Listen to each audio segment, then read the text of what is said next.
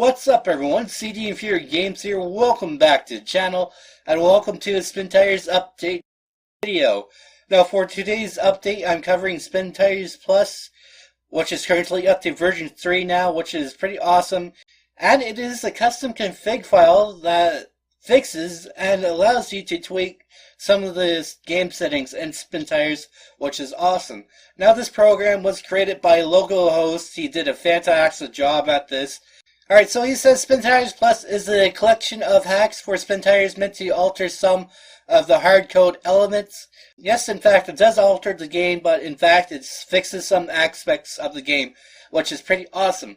So let's go over some of the features of version 3. Feature number 1, snorkel support, which is pretty awesome. That's going to be pretty handy because some of the vehicles do not have snorkel support, and they do have them, but the snorkel doesn't work out, so it's useless.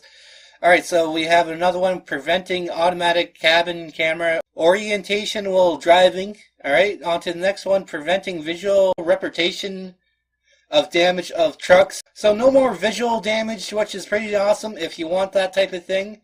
Next one is lock trucks listed at the truck selection screen. Next one is hiding the hub, so I'm assuming this makes the hub disappear, so you don't have that cluster in the bottom left-hand corner of the screen.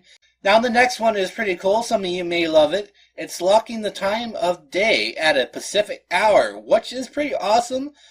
Personally, I won't enable that because I like the night and day cycle. You know, it gets it more challenging and it's more realistic. Alright, so now it's time to go over version 2. First up is removing the minimum and maximum restrictions on some XML parchments. I'm not quite sure what that is exactly. Next up is FOV change, causes UI disorientation. Sorry if it's helpless. Not quite sure exactly what that does. And then the last one is changing the number of load points needed to complete an objective, which is kind of neat if you want to do that.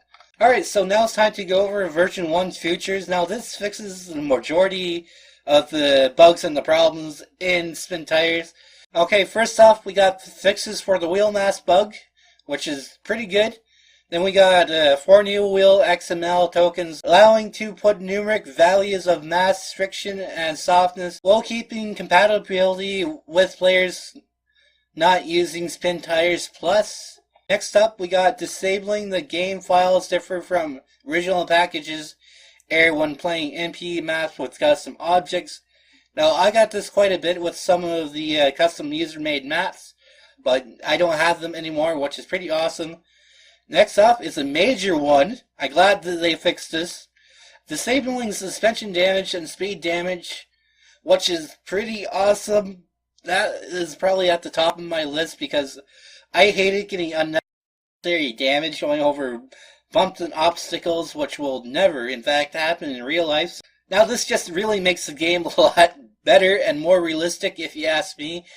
Next off, we got disabling the depth of field features. Next up, we got increased mud rendering distance up to about 4 times, and train lob at bit. Next one up, we got unlimited zooming and unzooming, which is pretty awesome, so you can zoom in and out of your camera as far as you want, which is pretty cool, so you can get some awesome screenshots. Alright, next up we got killing various forms of auto zoom. I hated auto zoom. It was a pain in the ass. Alright, next up we got preventing the game from turning off cruising control when you enable the auto gearbox.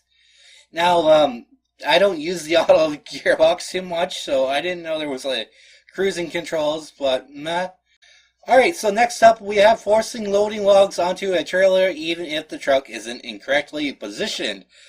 I like it how he says in brackets, at own risk. Now this is pretty awesome because I don't log much, but when I tried it, it's just was a pain in the ass positioning your truck properly. Even though you know your truck was positioned properly, it just was really a freaking hassle. Alright, on to the next one, restoring lumber yards in hardcore mode. So the next one up on our list, we have disabling cloaks, damage, and fuel consumption, which is pretty awesome, but I'm more of a hardcore gamer, and I prefer not to enable any of these, because it makes the game less realistic. Alright, so next one up on our list is probably my favorite feature that localhost has added, is replacing engine powered ones by battery powered ones, which is awesome. Now, I play hardcore a lot. That's my main game mode in Spintires, and it's pretty awesome to have the ability to flip myself back over on my wheels. I love this feature, and I'm glad it was added in. Okay, so next up, we got changing the winching range, which is pretty awesome, so you can increase or decrease your winching range to your preference. Okay, for the last one up on the list, basic plugin support if you want to write your own code paths, which is pretty cool. Now, I'm not into coding or anything, but this just makes it a lot easier if you were. Alright, so we've gone over all the features that this program has to offer. Now it's time to show you guys how to download it and install it into Spintires. Alright, so I'm going to just leave the link in the description below for Spintires Plus to save you guys looking for it. Alright, so to download it, you just hit the download button. I have already downloaded it, so I'm not going to re-download it. Alright, so after when you download it, it should show up in your downloads. In my case, I have the Spintires folder here, which I just transferred the files to, just to keep it neat. So you just want to go locate your Spintires Plus version 3, or whichever one it is. Okay, so as you can see, Spintires Plus is here. Now you just want to drag this here. So next up, you want to extract your Spintires Plus file. You right click, then you go to extract. Now I use WinRAR, so I'll just go to extract here. And as you can see, it moves these two files here. Alright, so I'll have that there.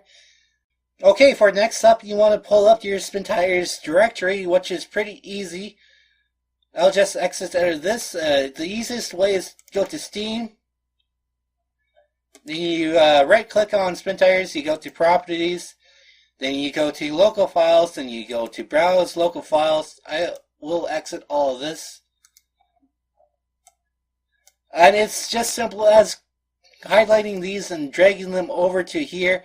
I'm not going to because I already have it. And if you have Spintires Plus version 1 or 2, you just hit the replace button. And this updates the files, which is pretty awesome. It's actually pretty simple to change your settings. You basically right click and you either go to open, it will open it with Explorer or something, whatever. Or you could just open it with Notepad, which I do.